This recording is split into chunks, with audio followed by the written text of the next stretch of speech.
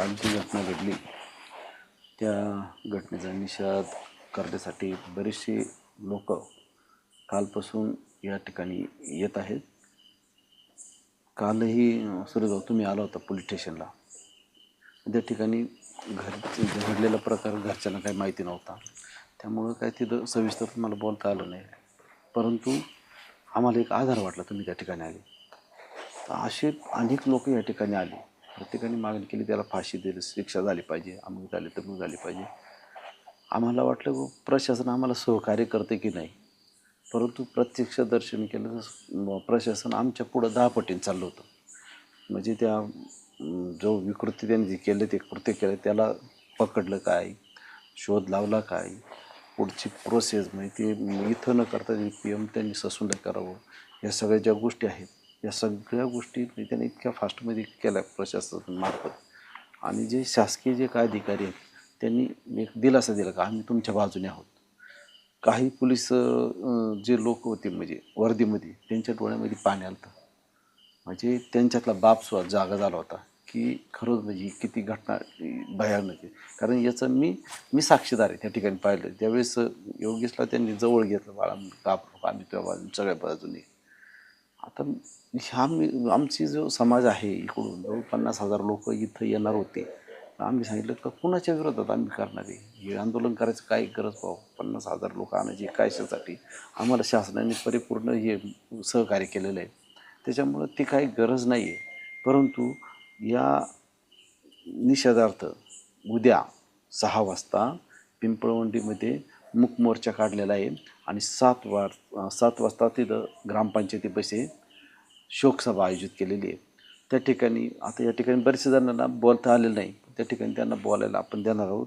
तर माझी विनंती आहे म्हणजे प्रशासनातील जे काही अधिकारी आहे किंवा त्यांना जर वेळ नसेल तर त्यांच्या असिस्टंट जे आहे ते त्यांना इकडं पाठवावं, परंतु त्यांना काही ते निवेदन द्यायचे. आमच्या मागण्या काही साध्या आहेत. ह्या घटना घडू नयेत म्हणून बुवा ठिकाणी CCTV कॅमेरा असावे. आमच्या पिंपळवंडीचं पोलीस स्टेशन जे आहे बरेच वर्ष झालं ते बंद आहे, ते चालू जर ठेवलं ना तर इथं घटना म्हणजे अशा घडणारच नाही. कारण ती एक दरार आहे, पोलीस या ठिकाणी आहेत. आणि महिलांचं जे इथं दारूमुळं लोक हाणमार करतात ना, एक महिला जर पळत गेली ती आता तेवढं वचक बसतोय. पण आज ते बंद असल्यामुळे ती महिला इथं मार खाऊन सहन करून ती येतच बसते. म्हणजे ह्या ज्या गोष्टी त्या बंद झाल्या पाहिजेत. दुसरी गोष्ट आमच्या योगेशला जे काही शासकीय ज्या आहेत योजनांच्या माध्यमातून असेल, आर्थिक योगदान असेल, कारण तो त्या मुलांसाठी इतका म्हणजे कर्जबाजारी झालेला आहे. तिकडं काही असू पण तो सगळ्या पद्धतीने ना त्या मुलांचं भागवत होता. आज त्याची ती लाडाची परी होती आणि त्या परीच्या बाबतीत असं घडलं त्यांचं. म्हणजे ही घटना मी असं शब्दात सांगू नये अशी घटना घडलेली आहे. रात्रीपासून त्याच्या डोळ्याचा पाणी तुटत नाही, इतकी परिस्थिती बेकार झाली. ती जेवायला पाणीसुद्धा प्यायला आज बळबळ त्याला त्याच्या मुलीची शपथ घालून पाणी पाजायला लावलं, थोडंसं जेवाय घातलं. ह्या गोष्टी का सांगतो आम्ही की अशा पुन्हा घटना घडून नये. याच्यावर ज्या पद्धतीने आपण एखादा रोग होऊ नये त्यावर लसबंदी करतो, ती लस लावतो, तशा पद्धतीने ह्या अशा नराधमाला काहीतरी प्रतिबंधक उपाय शोधले पाहिजे त्यांच्यावरती.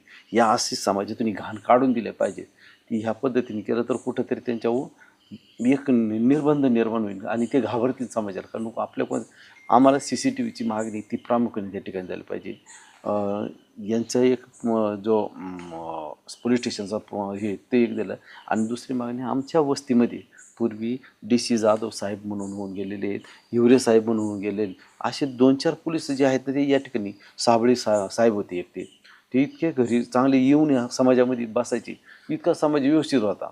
परंतु जसं हे पोलीस स्टेशन बंद झालं तशापासून अशा अनेक घटना या ठिकाणी घडायला लागलेल्या आहेत. तर ह्या घडल्या नाही तर पोलिसांनी त्याची दखल घेऊन ते पोलीस स्टेशन लवकरच चालू करावं.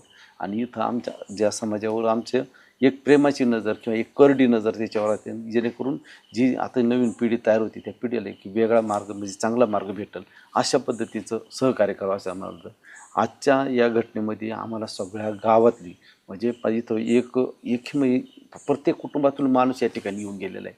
आणि तालुक्याच्या बाहेरची देखील म्हणजे खूप व्यक्ती येऊन गेल्याचे चिडलेले आहेत महिला मंडळ, ज्यांचा आमच्याशी काही संबंध नाही. फक्त केवळ एका म्हणजे ते म्हणायचे यांची मुलगी आहे आणि माझी मुलगी आहे, आता आम्ही मुलींनी सुरक्षित ठेवायचं कसं. अनेक मळ्यातळ्यांमधून मला फोन यायला लागले की शामभाऊ आम्ही हे कसं करायचं, म्हणजे मुलींना संरक्षण आता शाळेत पाठवायचं कसं, इतकं घराच्या जवळच ही घटना घडते आणि आमच्या मुली ते एवढ्या 1-1 किलोमीटर शाळेत पाठवायचं, हे यांना सुरक्षितता काय, म्हणजे आज मुलींचं जीवन पूर्णपणे धोक्यात आहे. याचा कुठंतरी शासनाने गांभीर्याने विचार करून ज्यांनी ज्या कृत्य केले त्या नराधमाला ना फाशीची शिक्षा अशा पद्धतीने दिली पाहिजे, कारण लोकांना ते कळलं पाहिजे, इतकी दर्दनाक शिक्षा त्याला झाली पाहिजे, ही आमची इच्छा आहे. बाकीचा आमचा जो समाज आहे ना, तो म्हणजे भांडणा तंडाला घाबरणार समाज आहे. त्यांना असं वाटतं भांडण नको, तंडा नको, आपलं खाणं पिणं बस एवढ्या पद्धतीचं आहे. परंतु आजचा जो जन आक्रोश होता हा जरा काही वेगळाच होता, जो तो स्वयंस्फूर्तीने मध्ये आला होता आणि याच्यामध्ये या आंदोलनामध्ये त्यांनी सहभाग घेतलेला आहे. मी आता व्हिडिओ सहज मोबाईल चेक करत होतो, तर अनेक ठिकाणी म्हणजे वकील असोसिएशन असेल त्यांनीसुद्धा हे केलेलं आहे. अनेक ठिकाणच्या संस्था आहेत त्यांनीसुद्धा म्हणजे निषेध नोंदवलेला आहे आणि एवढं सहकार्य मिळाल्यामुळं प्रशासन जे आहे ते पूर्णपणे सहकार्य करणार. आम्हाला आत्मविश्वास आहे. या ठिकाणी आज बंटी पाटील, वळसे पाटील साहेब देखील आले होते. म्हणजे ते म्हटले की आमच्याकडून जेवढं सहकार्य करा आम्ही तेवढं करणार आहे. म्हणजे प्रशासनाच्या मार्फत जे होईल ते होईल. आता उद्या आणखीन मंत्री महोदय देखील येण्याची दाट शक्यता आहे असं वर्तवलं जाते. परंतु ते आले तर आम्हाला तिथं शोकसभेमध्येच त्यांना आमच्या काही मागणी असतील किंवा गावाच्या काही मागणी असतील किंवा अडचणी असतील ना, आमची ती दारूचे धंदेसुद्धा बंद झाले पाहिजे. या ठिकाणचे अनेक धंदे आहेत तर ते बंद झाले पाहिजे. तरुणांना व्यसनमुक्तीतून जर म्हणजे आपल्याला मुक्त करायचं व्यसनातून, अनेक म्हणजे ती नुकसान होणं, ह्याही गोष्टी आमच्या थोड्याच्या मागण्या अनेक लोकांच्या आहेत. हे काही गैरप्रकार झाले ते बंद झाले पाहिजेत, जेणेकरून समाजाला एक दिशा होईल. आणि सुरेश भाऊ तुम्ही आले ना, आम्हाला एक आधार वाटते, तुम्ही अशा आमच्या पाठीचे मागे राहा, आम्हाला एक बळ येते. आमच्या समाजाला वाटतं की आपला कोणतरी आधार आहे, ही घाबर आहे. माझा माझा विषय मी आहे, पण माझ्या समाजासाठी तुम्ही मंडळी येताना तेच आम्हाला खूप म्हणजे आनंद वाटतोय आणि आधार वाटतोय. म्हणून सदैव आम्ही समाजाचं ऋणी आहेत, या ठिकाणी मी हेच सांगेल. उद्या जे मंत्र्यांचा उल्लेख केला, कोण येणार आहेत उद्या भेटीसाठी आता तुमच्या? आम्हाला प्रथमदर्शनी असं दिसतंय की सुनित्राताई पवार येत आहेत इथं. तर म्हणजे त्यांनी आता सांगितलं मग अजितदादा लिंडे ते म्हटले की आपण त्यांना बोलवलेलं आहे आणि त्यांचं येण्याचा म्हणजे ठरले असं. तर ते उद्या येण्याची दाट शक्यता वर्तवली जाते.